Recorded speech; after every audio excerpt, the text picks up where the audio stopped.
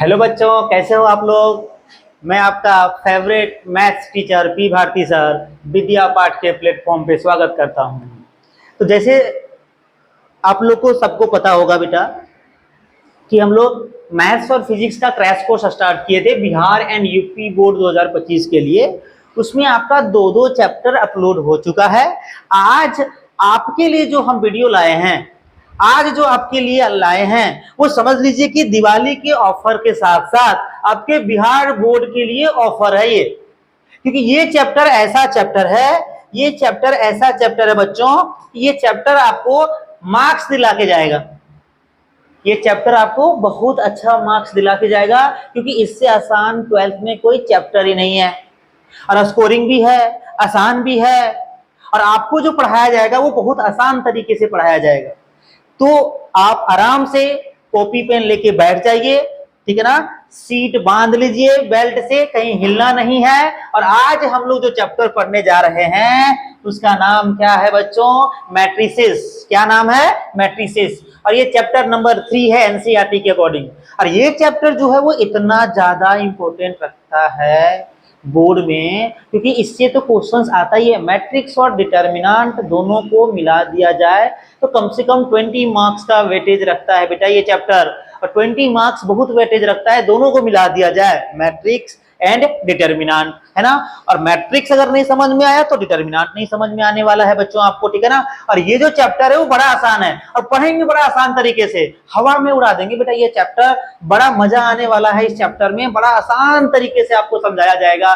Chapter है क्या आपके पास, ठीक है ना। तो आराम से आप ध्यान से सुनने की कोशिश कीजिएगा। अब हम लोग पढ़ेंगे बेटा मैट्रिसेस का पार्ट वन पढ़ेंगे। नेक्स्ट वीडियो में आपके पास और भी पार्ट इस चैप्टर का आपको देखने को मिल जाएगा, ठीक है बेटो। आगे चलते हैं हम लोग। मैट्रिसेस या मैट्रिक्स, क्या होता है मैट्रिक्स? मैट्रिक्स होता क्या है सर, इसका यूज कहां करते हैं हम लोग? तो मैट्रिक्स बेटा सबसे आसान भाषा में अगर समझाया जाए तो matrix is an arrangement. Matrix है क्या? एक अरेंजमेंट है बेटा आपको, आपके पास। मैट्रिक्स में किसी भी चीज का अरेंजमेंट कर सकते हैं। आप बोलोगे सर इसका फिजिकल यूज कहाँ है? आप सिटिंग अरेंजमेंट में यूज करते हैं। एप्लीकेशंस बता रहे हैं मैट्रिक्स का। आप मिठाई के डब्बा में मिठाई को पैक करते हैं, वहां भी मिठाई को अरेंज करते हैं। सब में आपका किसका जरूरत पड़ने वाला है? मैट्रिक्स का जरूरत पड़ने वाला है बेटा। डेफिनेशंस देखिएगा आपके पास कि सर मैट्रिक्स होता क्या है, कि matrix is an arrangement in row and column. Matrix जो आपके पास है उसको हम लोग अरेंज कैसे करेंगे? रो वाइज और कॉलम वाइज। दूसरा बात लिखा है सर, मैट्रिक्स में have real value, complex value और एनी फंक्शंस। मैट्रिक्स के अंदर जो एलिमेंट होगा बच्चों वो क्या क्या होगा? कोई रियल वैल्यू भी हो सकता है, कोई कॉम्प्लेक्स वैल्यू भी हो सकता है, और कोई फंक्शंस भी हो सकता है, ठीक है बेटा। यार इसको डिनोट कैसे करते हैं? ये डब्बा, ये डब्बा से आप समझ जाइएगा कि आपको जो बोला है वो क्या बनाने बोला है बच्चों। आपको मैट्रिक्स की बात कर रहा है ये। इस डब्बे से हम मैट्रिक्स को क्या करते हैं? पहचानते हैं। तो डिनोट जो करते हैं वो डब्बा, ये डब्बे की तरह से मैट्रिक्स को हम डिनोट करते हैं। कहीं कहीं बेटा आपके पास ऐसे भी लिखा हुआ आ सकता है, ये भी आपके पास मैट्रिक्स का डिनोटेशंस है, ठीक है। अभी कुछ हम मैट्रिक्स के बारे में सीखते हैं, ध्यान से थोड़ा सा देखिएगा, कोशिश कीजिएगा आप समझने की।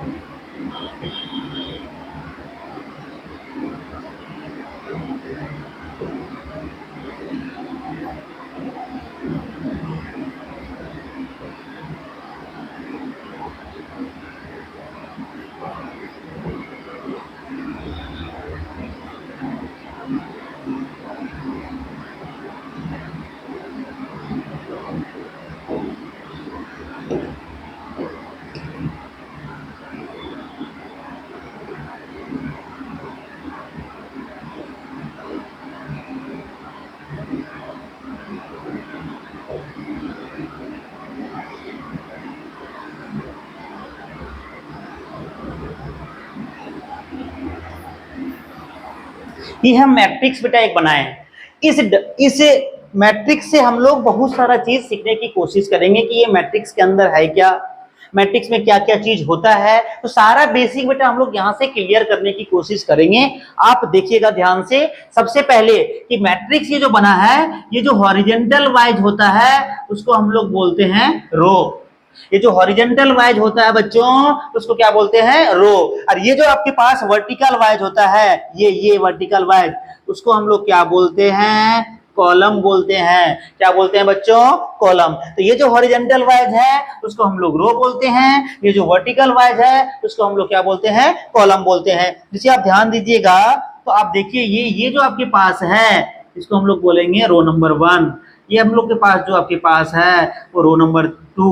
ये जो आपके पास है वो row number 3। Dash dash dash dash चलता चला जाएगा ये, और रो नंबर m तक जाएगा आपके पास। ठीक है बच्चों, ठीक है। और ये आप देख पा रहे हैं यहाँ से, ये है कॉलम नंबर 1, ये है आपके पास कॉलम नंबर 2, और ये आपके पास है कॉलम नंबर 3, ये आपके पास है column number 4, dash dash dash आगे जाके कॉलम नंबर क्या हो जाएगा, n।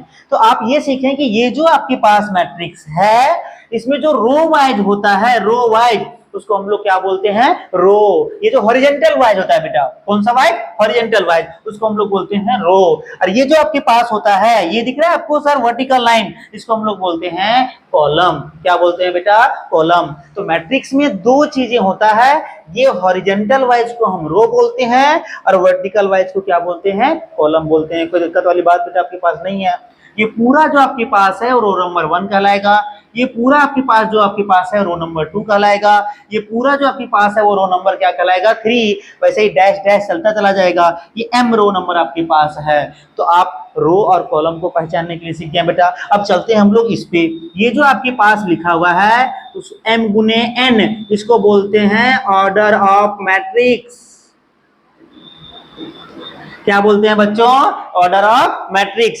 जहां पे ये जो m है, m जो है बेटा वो रो को डिनोट करता है, और जो n आपके पास है वो किसको डिनोट करता है रे, कॉलम को। किसको करता है बच्चों, कॉलम को। दैट मीन्स ये जो m इंटू n आपके पास है उसको बोलते हैं ऑर्डर ऑफ मैट्रिक्स। क्या बोलते हैं बच्चों, मैट्रिक्स। जहां पे ध्यान रखना है जो m होगा वो नंबर ऑफ रो होगा, और जो n होगा वो नंबर ऑफ क्या होने वाला है बच्चों, कॉलम होने वाला है। मतलब जितना नंबर ऑफ रो इस मैट्रिक्स में अवेलेबल होगा उसको हम m से डिनोट करेंगे, और जितना नंबर ऑफ कॉलम इस मैट्रिक्स में अवेलेबल होगा उसको हम स्मॉल n से डिनोट करेंगे। और ये कंप्लीट m इंटू n को, m क्रॉस n को बोलते हैं ऑर्डर ऑफ मैट्रिक्स। क्या बोलते हैं बच्चों, ऑर्डर ऑफ मैट्रिक्स। m हो जाएगा नंबर ऑफ रो और n हो जाएगा नंबर ऑफ कॉलम। और इसके अंदर जो एलिमेंट लिखा हुआ है a11 a12, उसको बेटा हम लोग जनरल फॉर्म में बोलते हैं aij। और aij जो आपके पास है वो है एलिमेंट ऑफ मैट्रिक्स। ठीक है, ये आपके पास क्या है बच्चों, एलिमेंट ऑफ मैट्रिक्स। ये देखो, ठीक है। aij मतलब सर aij में ये जो i है वो रो को डिनोट कर रहा है, रो की पोजीशंस को, और जो j है वो कॉलम के पोजीशंस को क्या कर रहा है बच्चों, डिनोट कर रहा है। मतलब आप ये देखिएगा कि यहाँ पे जो a11 लिखा हुआ है इसको हम लोग पढ़ेंगे फर्स्ट रो का फर्स्ट कॉलम। a12 जो लिखा हुआ है उसको हम लोग बोलेंगे फर्स्ट रो का सेकेंड कॉलम। a13 जो लिखा हुआ है उसको हम लोग बोलेंगे फर्स्ट रो का थर्ड कॉलम। 14 का मतलब हुआ फर्स्ट रो का फोर्थ कॉलम। मान लो हम बोले सर a33, इसका मतलब हुआ थर्ड रो का थर्ड कॉलम। कोई दिक्कत वाली बात, कोई परेशानी वाली बात बेटा आपके पास ये नहीं है। तो आप इससे पहचान सकते हो इस नंबर से कि ये जो एलिमेंट है मैट्रिक्स में उसका पोजीशंस कहां पे है। मान लो बोल दिया सर A24, 2 4 का मतलब क्या हुआ कि सर रो नंबर 2 की बात कर रहा है और कॉलम नंबर किसकी बात कर रहा है, 4 पे। तो ये आपके पास 1 रो, ये दूसरा रो। देखो ये कॉलम नंबर 1 2 3 4 नंबर पे बेटा आपके पास आ जाएंगे, कोई दिक्कत वाली बात नहीं है। तो इस बात का ध्यान रखना है कि ये आपके पास कॉलम होता है, ये आपके पास क्या होता है, रो होता है। और इसके अंदर ये जो लिखे हुए हैं A11 12 13 14, ये एलिमेंट ऑफ मैट्रिक्स होता है। क्या होता है बच्चों, एलिमेंट ऑफ मैट्रिक्स। और ध्यान में रखने वाली बात कि सर जब भी आप मैट्रिक्स को खुद से जनरल फॉर्म में लिखिएगा तो स्टार्ट हमेशा 1 1 से करेंगे, 1 1 1 2 1 3 1 4 फर्स्ट रो में। सेकेंड रो स्टार्ट कीजिएगा, ध्यान से सुनिएगा बच्चों, सेकेंड रो स्टार्ट कीजिएगा तो 2 1 से स्टार्ट करेंगे, 2 1 2 2 2 3। थर्ड रो स्टार्ट कीजिएगा तो 3 1 3 2 3 3। फोर्थ रो स्टार्ट कीजिएगा तो 4 1 4 2 4 3, ऐसे चलते चले जाएंगे हम लोग। तो ये ध्यान रखना है कि जनरल फॉर्म में मैट्रिक्स को हम लोग कैसे डिनोट करते हैं। एक काम की बात और बच्चों देखना ध्यान से कि सर ये जो आपके पास होता है ये जहां पे सर ये 1 1 है, 2 2 है, 3 3 है, 4 4 है, इसको हम लोग बोलते हैं प्रिंसिपल डायगोनल। क्या बोलते हैं बेटा इसको, देखो इधर आके लिख रहे हैं हम, इसको हम लोग बोलते हैं प्रिंसिपल, क्या बोलते हैं रे, प्रिंसिपल डायगोनल। अच्छा प्रिंसिपल डायगोनल बोलिए या मेन डायगोनल बोलिए, दोनों क्या है बेटा, सेम बात है। मेन डायगोनल बोलिए आप या क्या बोलिए, प्रिंसिपल डायगोनल बोलिए, दोनों क्या है, सेम बात है। ये जो आपके पास है उसको हम लोग क्या बोलेंगे, मेन डायगोनल या प्रिंसिपल डायगोनल। इसके अंदर जो एलिमेंट होता है 1 1 2 2 3 3 4 4, मतलब रो और कॉलम का जो पोजीशंस होता है ना बच्चों, वो क्या होता है, सेम होता है। आई होप ये पूरा मैट्रिक्स के बारे में आपको ओवरव्यू समझ में आया होगा कि ये रो होता है, ये कॉलम होता है, इसको ऑर्डर ऑफ मैट्रिक्स बोलते हैं। ऑर्डर ऑफ मैट्रिक्स में पहले एम को हम बोलते हैं रो, एन को क्या बोलते हैं, कॉलम, ए आई जे को हम लोग बोलते हैं एलिमेंट ऑफ मैट्रिक्स, जहां पे आई जो है वो रो के पोजीशंस को बताता है, जे जो है वो कॉलम के पोजीशंस को बताता है। बेटा आपके पास इसमें कोई दिक्कत वाली बात नहीं है। आगे चलते हैं हम लोग नेक्स्ट काम की बात, हाउ टू मेक मैट्रिक्स।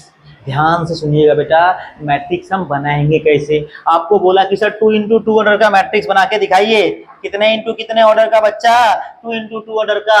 अब बोलोगे सीखे सर अब भी बना के दिखाते हैं हम, 2 इंटू 2 ऑर्डर का बनाएंगे। स्टार्ट करेंगे A11 A12 A21 A22, कोई दिक्कत वाली बात आपको नहीं है। ये जो मैट्रिक्स है उसका नाम दे दो A, और आपको दिख रहा है इस मैट्रिक्स में 2 रो है और 2 क्या है, कॉलम।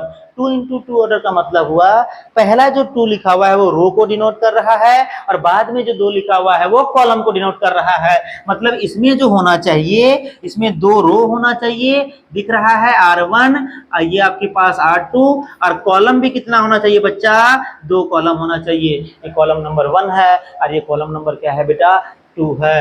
दूसरा आपके पास बोला है 1 इंटू 3 ऑर्डर का मैट्रिक्स, 1 इंटू 3 ऑर्डर का मतलब एक तो आपके पास रो होना चाहिए और 3 तो आपके पास क्या होना चाहिए, कॉलम होना चाहिए। इस बात का आपको ध्यान रखना है। देखो यहाँ ध्यान से, एक ही रो रहेगा बेटा, एक ही रो रहेगा तो A11 A12 और A13, एक ही रो रहेगा और 3 क्या रहेगा बेटा, कॉलम रहेगा। अब देख पा रहे हैं ये जो मैट्रिक्स आपके पास बना है वो कितने ऑर्डर का बना है रे, कितने ऑर्डर का बना है बेटा आपके पास, ठीक है ना।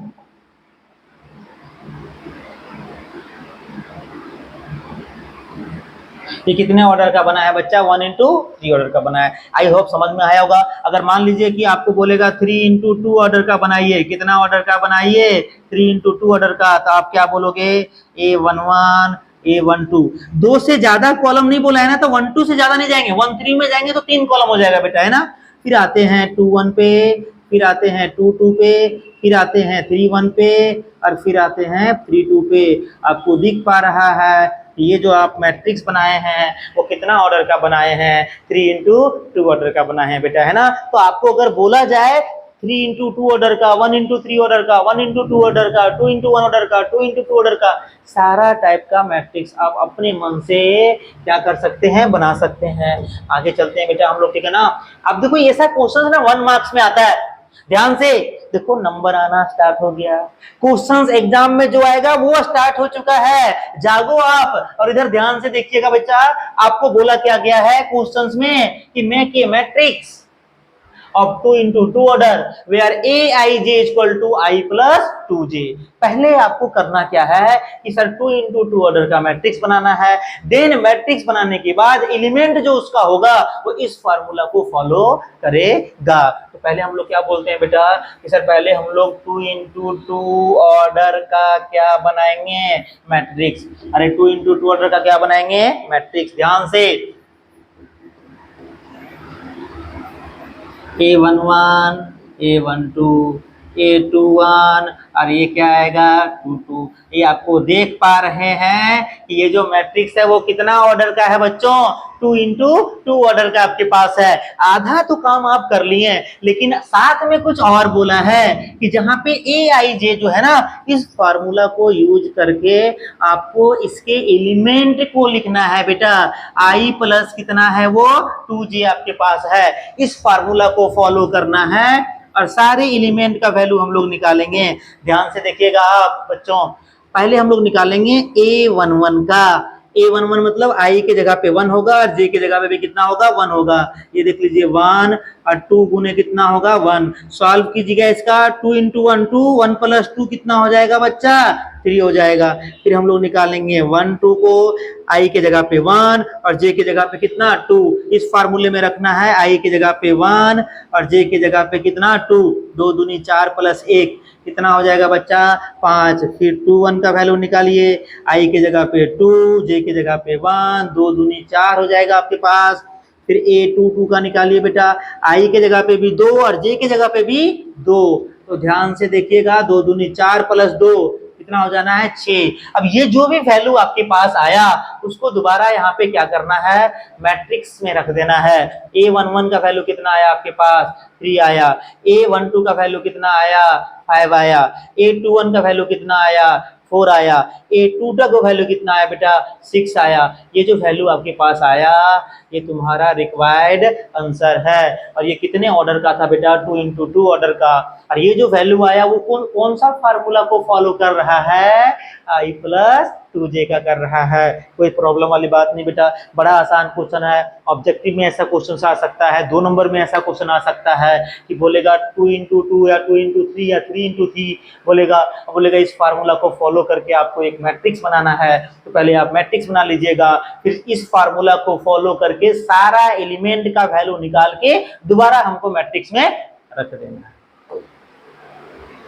नेक्स्ट चलते हैं बच्चों, 3 into 2 ऑर्डर का बोला है रे बच्चा, ध्यान से देखेगा, फटाफट देखेगा। 3 into 2 ऑर्डर का मैट्रिक्स बना रहे हैं, ध्यान से।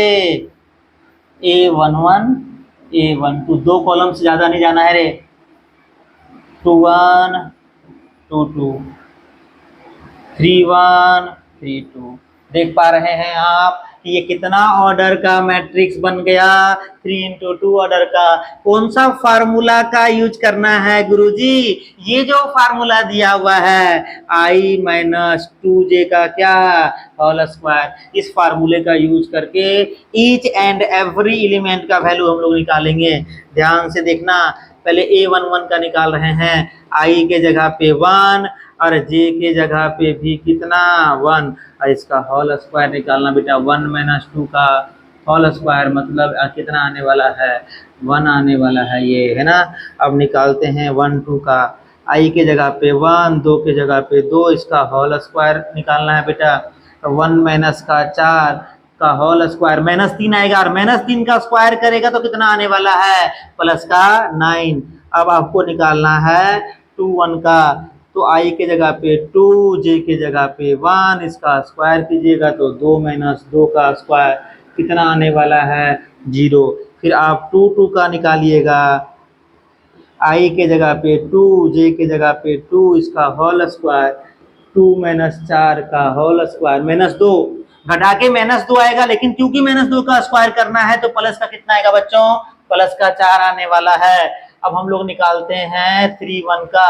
3 1 में इस फार्मूला में आई के जगह पे 3 रखना है और जे के जगह पे कितना रखना है 1, और इसका आप होल स्क्वायर कीजिएगा। वैल्यू कितना आने वाला है, 3 में से 2 जाएगा और उसका स्क्वायर करोगे तो वैल्यू 1 आने वाला है। फिर 3 2 का वैल्यू निकालिए। सर आई के जगह पे 3, जे के जगह पे 2, इसका होल स्क्वायर कीजिएगा। 3 - 4 का होल स्क्वायर -1 का स्क्वायर क्या हो जाएगा, प्लस का 1 हो जाएगा। अब जितना भी वैल्यू आया ना बेटा, ये A11 A12 2 1 2 2 3 1 3 2 का इस मैट्रिक्स में रख देना है सबका वैल्यू। ये इसका वैल्यू 1 आया, इसका 9 आया, 0 आया, 4 आया, ये 1 आया, इसका भी कितना आया 1 आया, और ये आपके पास बन गया 3 × 2 ऑर्डर का मैट्रिक्स। ये आपका रिक्वायर्ड सॉल्यूशंस हो गया बेटा, है ना, इस बात का ध्यान रखना है। 3 × 3 ऑर्डर सेम टाइप का क्वेश्चन है बेटा, थोड़ा जल्दी करेंगे हम लोग, है ना। 3 × 3 ऑर्डर का बनाना है।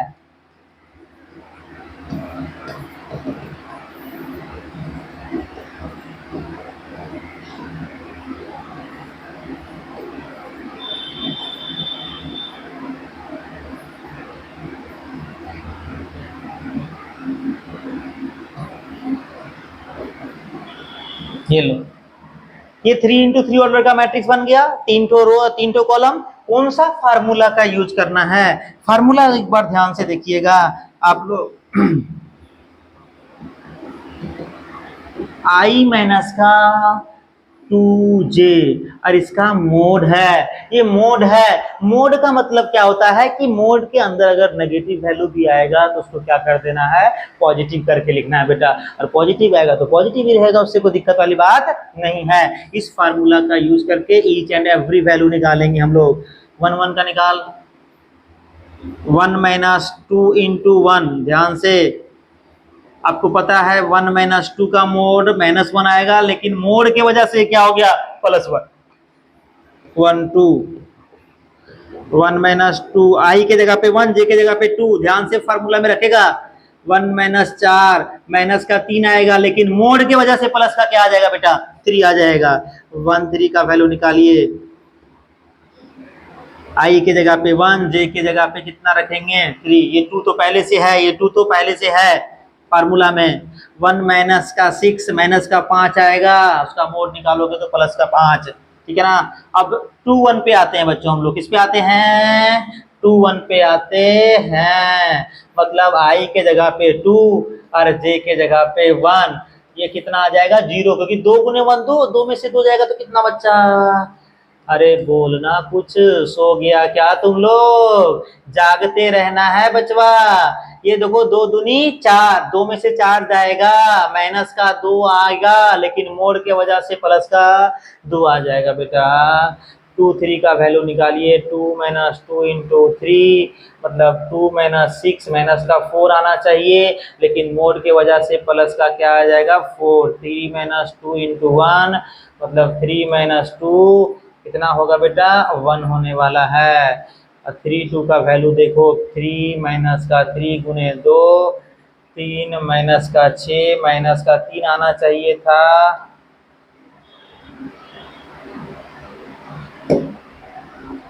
लेकिन मोड की वजह से प्लस का 3 आएगा। लास्ट 3 3 का 3 - 3 × 2 ना बेटा यार, सॉरी, ये दोनों वैल्यू में देखिएगा ध्यान से बेटा। ये 2 × 3 है ना, ये 2 × 2 होगा, 2 × 2 होगा, ठीक है। 2 दूनी 4, 3 -1 बेटा आपके पास आएगा, तो ये प्लस का क्या देगा रे 1 देगा, है ना। 3 × 2 × 3 ये आपके पास आएगा 3 माइनस का 6 माइनस का 3, लेकिन मोड की वजह से प्लस का क्या देगा बेटा 3 देगा। इसमें कोई दिक्कत वाली बात आपके पास नहीं है, ध्यान से थोड़ा सा देखिएगा। अब क्या है आपको कि जो भी आंसर आपके पास आया, ठीक है ना बेटा, यहाँ पे हम लोग क्या करेंगे ए वाले मैट्रिक्स पे रख देंगे सारा वैल्यू।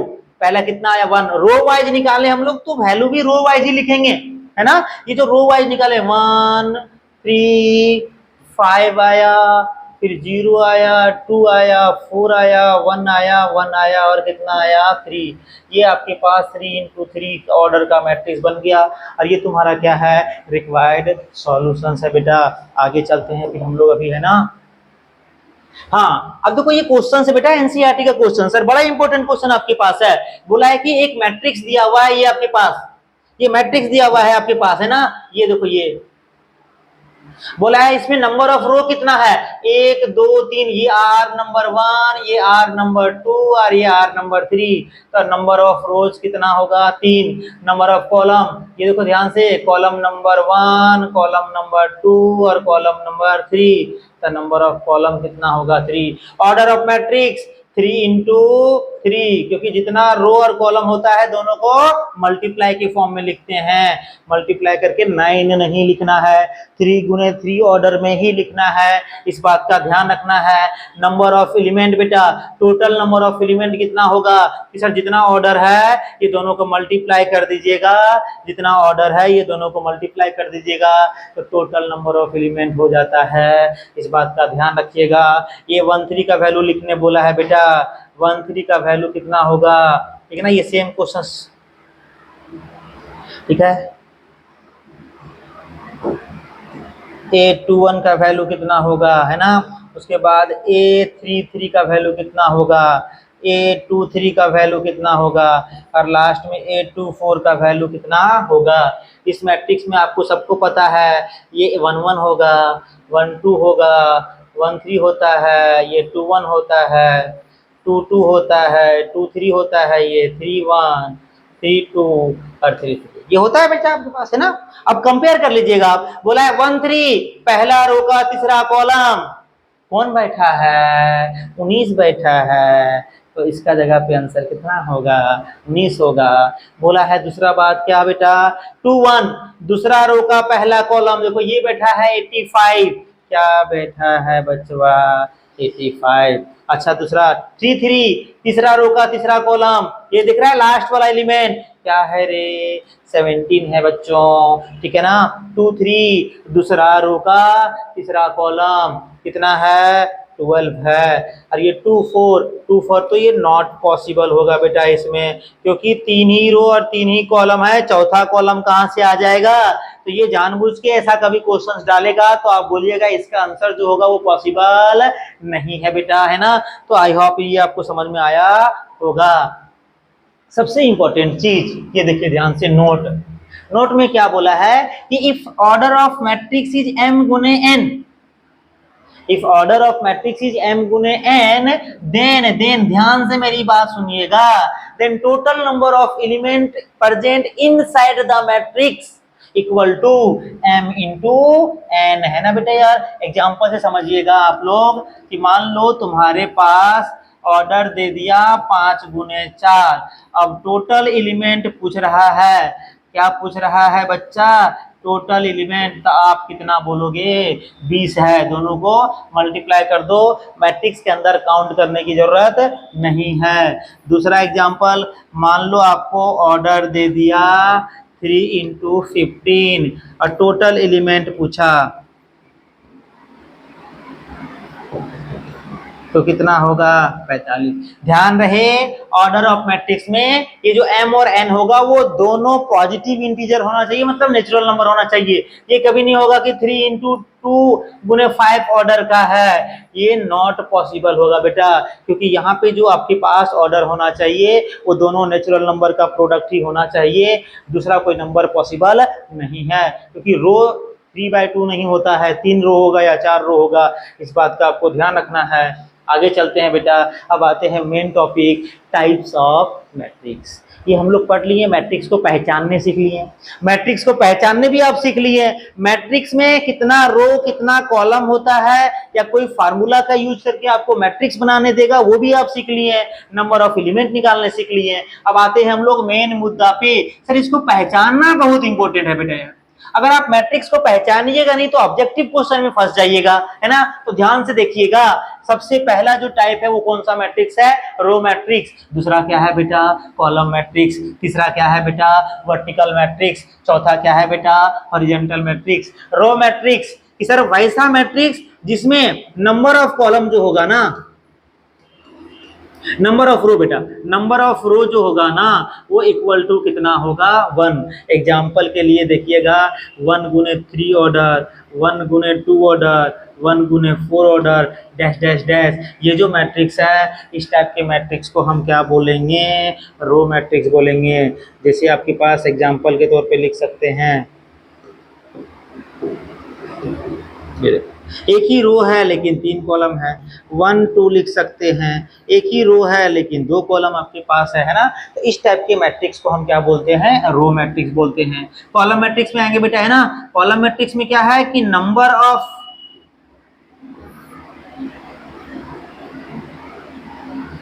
कॉलम इक्वल टू 1, मतलब नंबर ऑफ कॉलम को फिक्स कर दिया गया 1। ये देखो 1 है ना, m गुने 1 ऑर्डर का होगा, मतलब नंबर ऑफ रो कितना हो उससे कोई मतलब नहीं है, लेकिन नंबर ऑफ कॉलम 1 फिक्स होना चाहिए। इस टाइप के मैट्रिक्स को हम बोलते हैं कॉलम मैट्रिक्स। जैसे एग्जांपल के तौर पे आप देखिएगा तो वहाँ ये 3 into 1 order, 2 into 1 order, 4 into 1 order, ये जो आपके पास एग्जाम्पल है वो कॉलम मैट्रिक्स का बेटा आपके पास है। वर्टिकल मैट्रिक्स की बात करते हैं कि नंबर ऑफ रो जो होगा, नंबर ऑफ रो जो होगा वो ग्रेटर होगा नंबर ऑफ कॉलम से। इस बात को ध्यान रखना है कि नंबर ऑफ रो जो होगा बेटा वो नंबर ऑफ कॉलम से बड़ा होगा। मतलब एग्जाम्पल देखना कौन सा ऑर्डर का पॉसिबल है, 3 इंटू 2 ऑर्डर का पॉसिबल है, ध्यान रहे इस बात का, या 2 इंटू 1 ऑर्डर का पॉसिबल है, 4 इंटू 3 ऑर्डर का पॉसिबल है, 4 इंटू 2 ऑर्डर का पॉसिबल है। इसमें आप देख पा रहे हैं कि सर जिस number of row number of column से ज्यादा है। मैट्रिक्स बना के देखिएगा,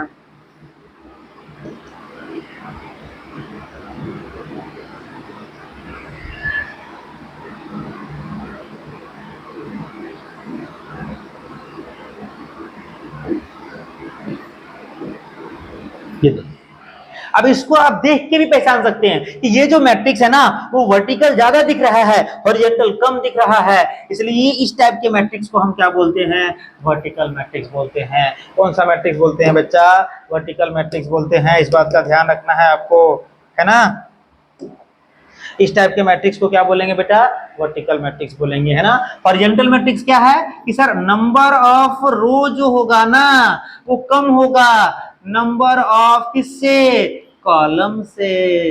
किससे बात कर रहे हैं, नंबर ऑफ कॉलम से। बेटा आपके पास एग्जाम्पल देखिएगा, हो सके 2 इंटू 3 ऑर्डर का हो जाए, 2 इंटू 4 ऑर्डर का, 3 इंटू 4 ऑर्डर का। ये जो एग्जाम्पल है वो सारा कॉलम मैट्रिक्स का है ना बेटा। इस बात का ये सॉरी हॉरिजॉन्टल मैट्रिक्स का है बेटा आपके पास, ठीक है।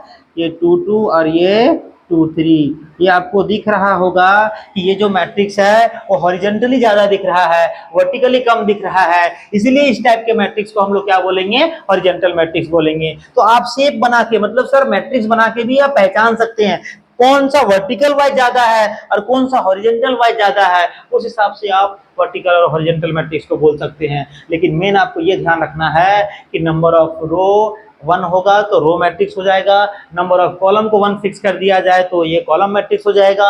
इसमें रो कितना भी हो कोई दिक्कत वाली बात नहीं है, ठीक है ना। आगे चलते हैं बेटा थोड़ा सा हम लोग, ठीक है ना। अब देखो ध्यान से सुनिएगा मेरी बात, आते हैं उसी में टाइप्स ऑफ मैट्रिक्स ही चल रहा है, लेकिन ये देखिएगा ध्यान से कि सर ये इसमें ज्यादा भी लगा रहे हैं, क्या ये ज्यादा इंपॉर्टेंट है क्या, बहुत ही ज्यादा इंपॉर्टेंट है। इससे तो सवाल ऑब्जेक्टिव बनता ही बनता है तुम्हारे बिहार बोर्ड में कि सर ये बोला क्या है, स्क्वायर मैट्रिक्स। क्या बोला है बचवा, स्क्वायर मैट्रिक्स। ध्यान से देखना, वैसा मैट्रिक्स जिसमें number of row equal to number of column, कि सर वैसा मैट्रिक्स जिसमें नंबर ऑफ रो और नंबर ऑफ कॉलम बराबर हो जाए उसको हम लोग बोलते हैं स्क्वायर मैट्रिक्स। जैसे एग्जांपल के लिए आप समझ सकते हैं 2 गुने 2 हो जाए, 1 गुने 1 हो जाए, 3 गुने 3 हो जाए, 4 इंटू 4 हो जाए। ये जो ऑर्डर है ये सारा कौन सा मैट्रिक्स कहलाएगा बच्चों? स्क्वायर मैट्रिक्स कहलाएगा। क्या कहलाएगा? स्क्वायर मैट्रिक्स कहलाएगा। अब ध्यान से देखिएगा बेटा यार, ये जो हम तरीका आपको सिखाएंगे ना आज ऐसा तरीका सिखाने वाले हैं हमेशा के लिए याद रहेगा कि सर जो स्क्वायर मैट्रिक्स होता है ना वो कितने टाइप का होता है और वो जो मैट्रिक्स होता है वो कितने टाइप का होता है। एक तरीका हम बताते हैं आपको, ध्यान रखने की कोशिश कीजिएगा कि स्क्वायर मैट्रिक्स में रो और कॉलम क्या होता है? बराबर। एम और एन क्या होगा बेटा? बराबर होगा। और स्क्वायर मैट्रिक्स का दो टाइप होता है आपके पास, एक ट्रायंगुलर और दूसरा कौन सा बेटा? डायगोनल। और ट्रायंगुलर का भी दो पार्ट होता है, एक अपर ट्रायंगुलर दूसरा लोअर ट्रायंगुलर। और डायगोनल का भी कितना पार्ट होता है? दो पार्ट होता है, एक स्केलर और दूसरा आइडेंटिटी। तो ध्यान रखिएगा ये जितना भी पार्ट है वो सब किसका पार्ट है? स्क्वायर मैट्रिक्स का पार्ट है बेटा। तो याद रखने का तरीका क्या? आप ध्यान से सुनिएगा। स्क्वायर मैट्रिक्स कितना टाइप है? दो। यार ये दोनों का भी कितना है? दो। तो आपको ध्यान क्या रखना है कि सर हम दो हमारे दो दो। जैसे ये स्क्वायर मैट्रिक्स क्या बोलता है कि हम दो मतलब मेरे दो बच्चे हैं और ये दोनों का कितना है? दो दो आपके पास है। तो इस तरीके से आपके पास ध्यान रहेगा हम दो और हमारे दो दो बेटा यार, है ना। इस तरीके से आपको ध्यान रहेगा कि स्क्वायर जो मैट्रिक्स है वो दो टाइप का होगा, एक ट्रायंगुलर मैट्रिक्स दूसरा डायगोनल मैट्रिक्स, है ना बेटा यार। और ट्रायंगुलर का कितना पार्ट होता है? दो पार्ट होता है, एक अपर ट्रायंगुलर मैट्रिक्स और दूसरा लोअर ट्रायंगुलर मैट्रिक्स। ये मैथमेटिकल डेफिनेशंस है, इस मैथमेटिकल डेफिनेशंस को आपको ध्यान रखना है, बहुत ही ज्यादा इंपॉर्टेंट है बेटा। अभी देखते हैं कि सर अपर ट्रायंगुलर मैट्रिक्स और लोअर ट्रायंगुलर मैट्रिक्स बनता कैसे है। ध्यान से देखिएगा आप, अपर ट्रायंगुलर और लोअर ट्रायंगुलर मैट्रिक्स हम बनाएंगे कैसे। एक पेज को ऐड करते हैं बेटा हम, है ना। देखो ध्यान से, इधर हम बनाएंगे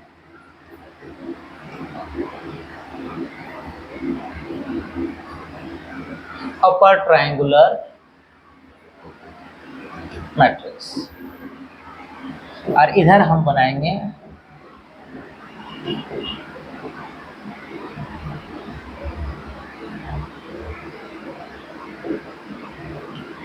लोअर ट्रायंगुलर मैट्रिक्स। डेफिनेशंस क्या था कि A I equal to 0 where I greater than J. ये मैथमेटिकल डेफिनेशन है ना। मतलब वो सारा एलिमेंट 0 हो जाएगा जहां पे आई वाला पोजीशन जे से क्या है? बड़ा है। जैसे मान लीजिए बेटा ये 1 1 है, ये 1 2 है, ये 1 3 है। अब 2 1 जैसे ही आएगा 0 हो जाएगा। ये 2 2 है, ये 2 3 है, 3 1 0 हो जाएगा, 3 2 0 हो जाएगा, ये क्या बन जाएगा? 3 3 बन जाएगा। अब देख पा रहे हैं कि यहाँ जो एलिमेंट था वो क्या था? 2 1 था, यहाँ पे 3 1 है, यहाँ पे क्या है? 3 2 है। तो वो सारा एलिमेंट 0 हो गया जहाँ पे आई वाला का पोजीशन, आई मतलब कौन सा? ये वाला, ये वाला। और यहाँ पे देखो 1 2 का मतलब है 1 आई वाला है, दो जो है वो जे वाला है। तो यहाँ पे आई से बड़ा जे है, यहाँ भी आई से बड़ा जे है, यहाँ दोनों बराबर है। तो वही वाला एलिमेंट को 0 करना है बेटा जिसमें ए, जैसे मान लो ये कौन सा 0 हुआ? ए 2 1 3 1। ये तीनों एलिमेंट में आई वाला पोजीशंस जे वाला से बड़ा है, तो यहाँ एक ट्रायंगल बन जाता है बेटा, ठीक है ना। तो इसीलिए इसको हम लोग बोलते हैं अपर ट्रायंगुलर मैट्रिक्स। क्या बोलते हैं बेटा? Upper triangular matrix. यही लोअर में बेटा आपके पास क्या है कि उल्टा है कि वो वाला सारा एलिमेंट का वैल्यू 0 हो जाएगा जहां पर आई जो है वो जे से क्या रहेगा? छोटा रहेगा। बनाइएगा बेटा आपके पास इसका कोई भी मैट्रिक्स ले लो। अच्छा लेना तो स्क्वायर ही है क्योंकि स्क्वायर का ये टाइप है, ध्यान रहे इस बात का। यहाँ पे लेते हैं हम लोग a 1 1। अब 2 1 2 बनाएगा 0 हो जाएगा, 1 3 बनाएगा 0 हो जाएगा, 2 1 2 2 ये 0 हो जाएगा, 3 1 3 2 और 3 3। अब तुम देख पा रहा है कि सर वो वाला सारा एलिमेंट 0 कर दिए हैं जिसका पोजीशन आई वाला छोटा होता है जे वाला से। तो ये जो आपके पास एक ट्रायंगल बन गया, इसीलिए इसको हम लोग बोलते हैं लोअर ट्रायंगुलर मैट्रिक्स। बात समझ में आया कि नहीं बच्चों आपके पास? तो ये स्क्वायर मैट्रिक्स का दो टाइप होता है, ट्रायंगुलर और डायगोनल। ट्रायंगुलर का दो टाइप समझ में आ गया होगा बेटा आपके पास, ठीक है। अब हम लोग चलते हैं सर आगे की ओर। आगे से पहले थोड़ा सा बेटा आपके पास ये दोनों टाइप हम लोग समझ गए बेटा यहाँ तक। अब आते हैं हम लोग किसमें, डायगोनल मैट्रिक्स में। डायगोनल मैट्रिक्स क्या होता है कि सर डायगोनल मैट्रिक्स में all element are zero except main diagonal. Main diagonal का एलिमेंट को छोड़ के, जैसे एग्जांपल यहाँ पे देखिएगा,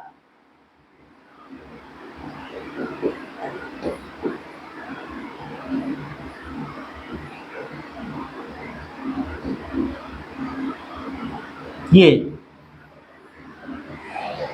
मेन डायगोनल को छोड़ के बाकी सारा एलिमेंट क्या होना चाहिए, जीरो होना चाहिए। मतलब ये अपर ट्रायंगुलर भी होगा और ये लोअर ट्रायंगुलर भी होगा। तो आप ये बोल सकते हैं कि जो डायगोनल मैट्रिक्स होता है वो अपर ट्रायंगुलर भी होता है और लोअर ट्रायंगुलर भी होता है। इस बात का ध्यान रखिएगा, ये इंपॉर्टेंट चीज है आपको ध्यान रखने वाला, कि डायगोनल के अलावा सारा एलिमेंट क्या होना चाहिए, जीरो।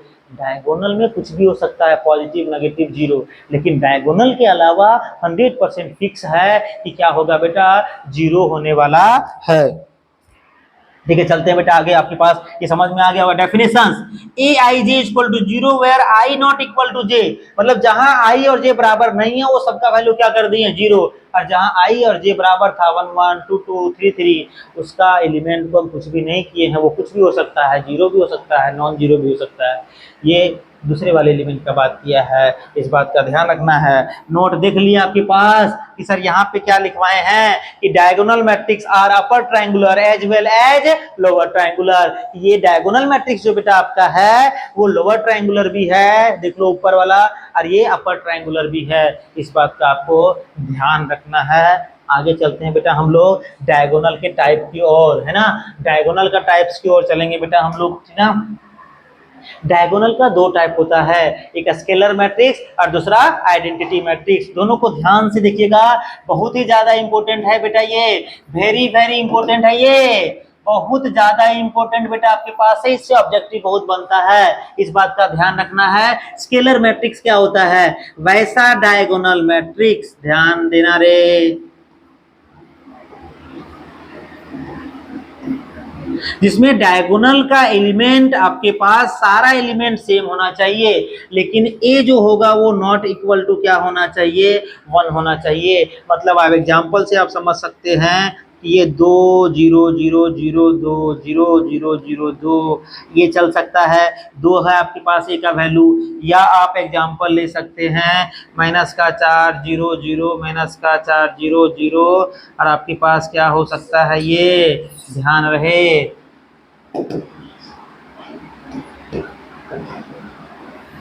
ये भी आपके पास क्या है बेटा, ये भी आपके पास क्या है, ठीक है ना, कि सर ये आपके पास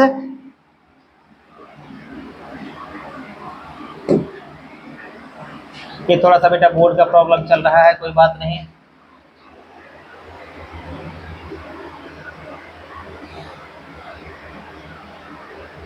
क्या हो गया ये है,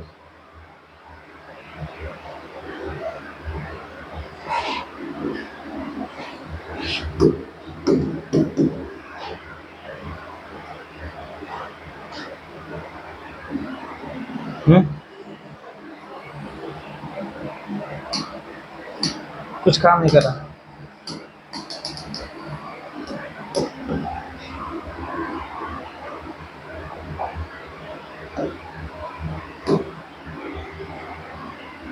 काट देगा इतना तो।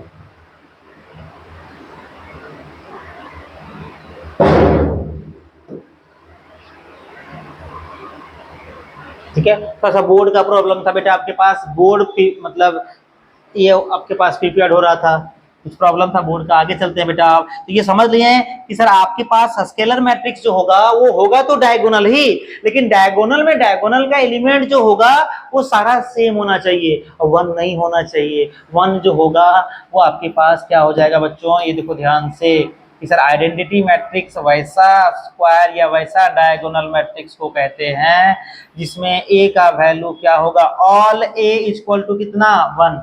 एग्जाम्पल, ठीक ना।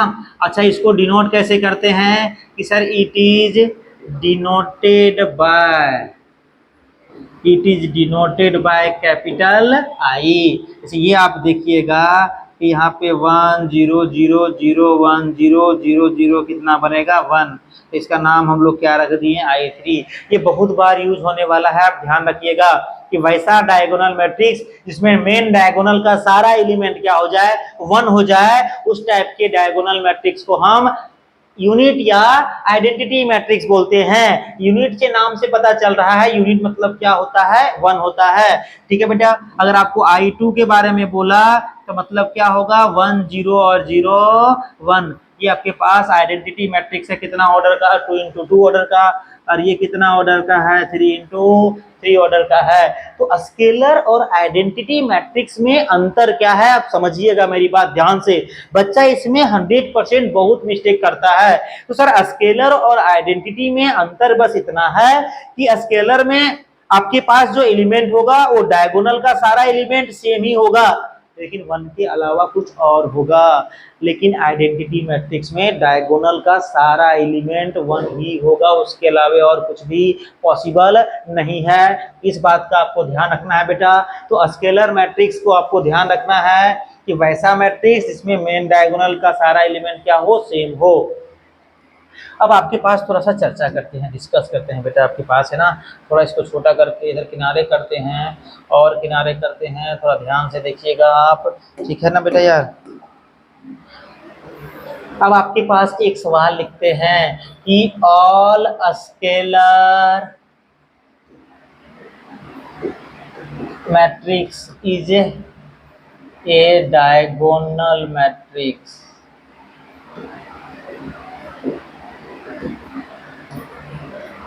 But vice and versa is not possible.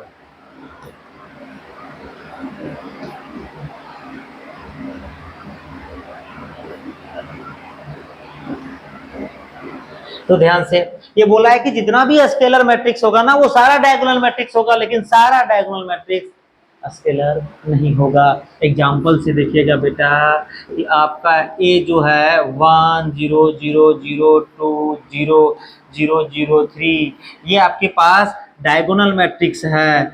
ये क्या है डायगोनल है बेटा आपके पास, बट नॉट स्केलर। ये डायगोनल है लेकिन ये स्केलर नहीं है। ये स्केलर कब होता जब ये डायगोनल का सारा एलिमेंट सेम होता और 1 के अलावा होता। अगर सेम होगा और 1 होगा तो यूनिट आइडेंटिटी कहलाएगा, और ये डायगोनल का सारा एलिमेंट अगर सेम होगा और 1 के अलावा कुछ और होगा, 2 2 2 होगा, 3 3 3 होगा, तो उस टाइप के मैट्रिक्स को हम लोग क्या बोलेंगे स्केलर मैट्रिक्स बोलेंगे। क्या बोलेंगे बच्चों स्केलर मैट्रिक्स बोलेंगे। तो इस बात का आपको ध्यान रखना है बेटा।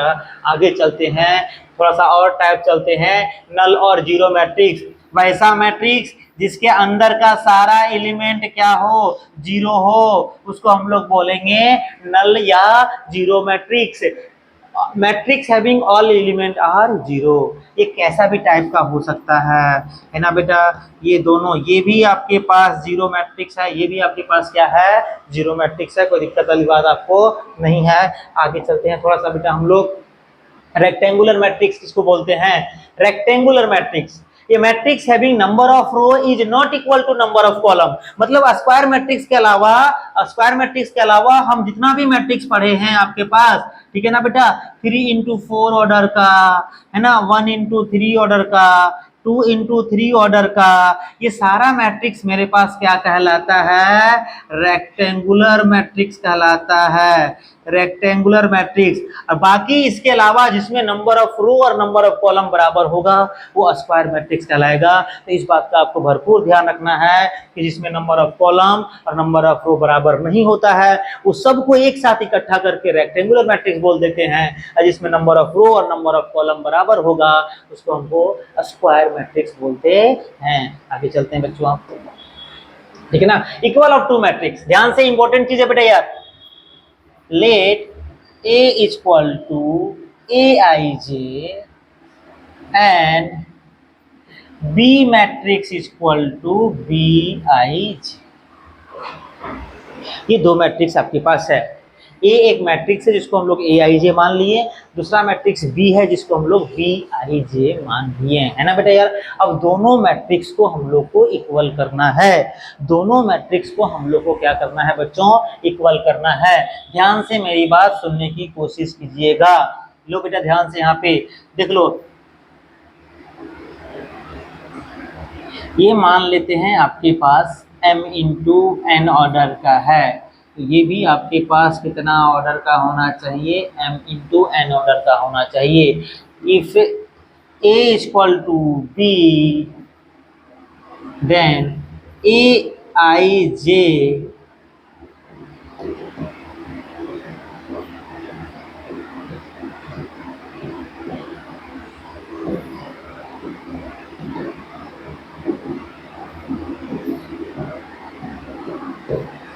ठीक है बेटा यार। तो ध्यान क्या रखना है कि दो मैट्रिक्स को आपस में इक्वल हम तभी बोल सकते हैं जब दोनों मैट्रिक्स का each and every element same होगा और उसका ऑर्डर भी क्या होगा, सेम होगा। तो सबसे पहले हम दो मैट्रिक्स को बराबर तभी बोल सकते हैं जब दोनों का ऑर्डर सेम होगा और इसके अंदर वाले एलिमेंट भी क्या होगा, सेम पोजीशंस के साथ। कॉरेस्पॉन्डिंग एलिमेंट क्या होना चाहिए, सेम होना चाहिए। Order must be same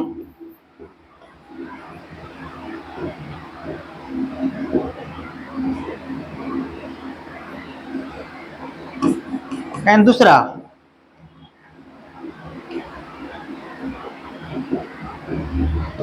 corresponding element are same।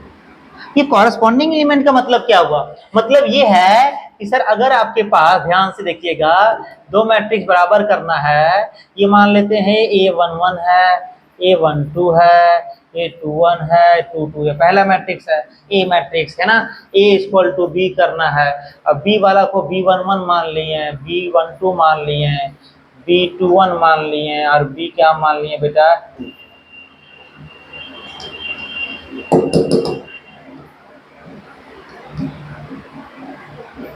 दोनों को बराबर करना है, दोनों को बराबर करना है। ये दोनों बराबर तब होगा इफ A11 बराबर B11,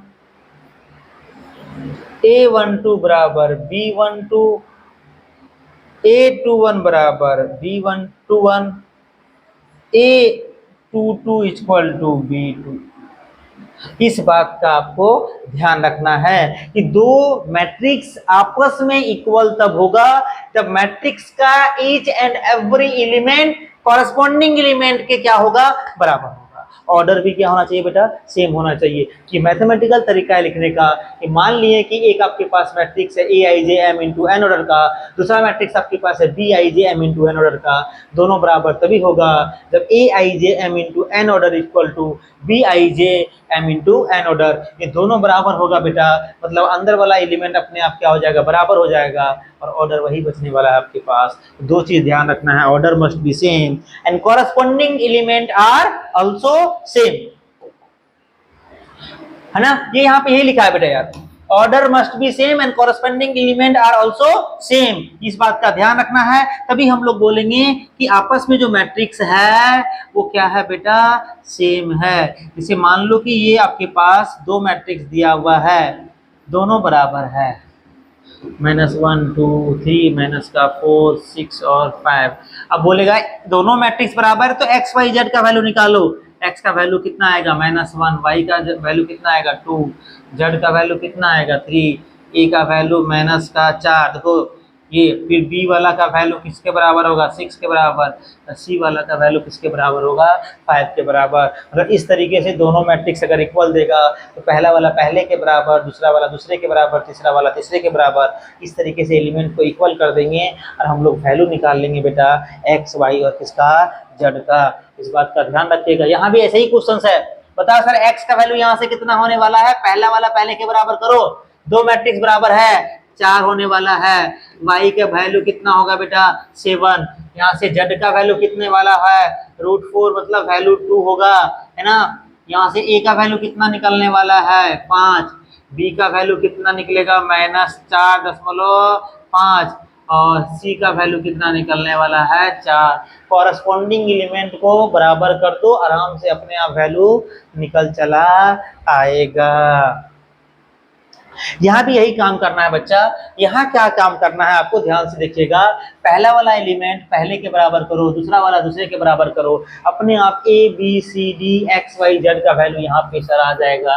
यहाँ पे एलिमेंट बेटा 0 कर लेना है ना, क्योंकि ताकि ये बराबर हो जाए आपके पास वैल्यू। ठीक है, तो आगे से देखिएगा ध्यान से बेटा कि सर ये क्वेश्चंस में थोड़ा सा ना मिस लगता है बेटा। x + 3 = कितना है 0, x + 4 = कितना होगा 6। देखो दूसरा वाला दूसरे के बराबर कर रहे हैं। ठीक है, और 2y - 7 = कितना होगा 3y - 2। यहाँ से वैल्यू निकलेगा बेटा आपके पास है ना, और लास्ट में आएगा a - 1 = -3। ये तो बराबर ही है, जो बराबर उसको करने की जरूरत नहीं है ना। फिर आपके पास यहाँ से आ जाएगा 0 = 2c + 2। अच्छा, b - 3 = कितना हो जाएगा 2b + 4। एक एक करके सबका वैल्यू निकालते हैं। यहाँ से x का वैल्यू निकालिएगा तो ये प्लस का है, उधर जाके कितना हो जाएगा माइनस का हो जाएगा 3। यहाँ से निकल गया बेटा। तो यहाँ से आपको निकलेगा 6 में से 4 जाएगा तो x का वैल्यू कितना आने वाला है 2 आने वाला है। कोई दिक्कत वाली बात नहीं है। यहाँ पे y वाला एक साइड कीजिए, जितना भी y वाला है, और नंबर वाला बेटा एक साइड कीजिए। तो -y = -2 + 7 कितना हो जाएगा प्लस का 5, मतलब माइनस उधर जाएगा तो y का वैल्यू कितना हो जाएगा -5। यहाँ से -2c = 2, c = कितना आएगा बेटा -1। -2 इधर ला के डिवाइड कर देगा, 2 से 2 कट जाएगा तो -1 बच जाएगा। यहाँ से b वाला एक साइड लाइए, b - 2b = 4 + 3, और यहाँ से आपके पास बचेगा कितना माइनस का।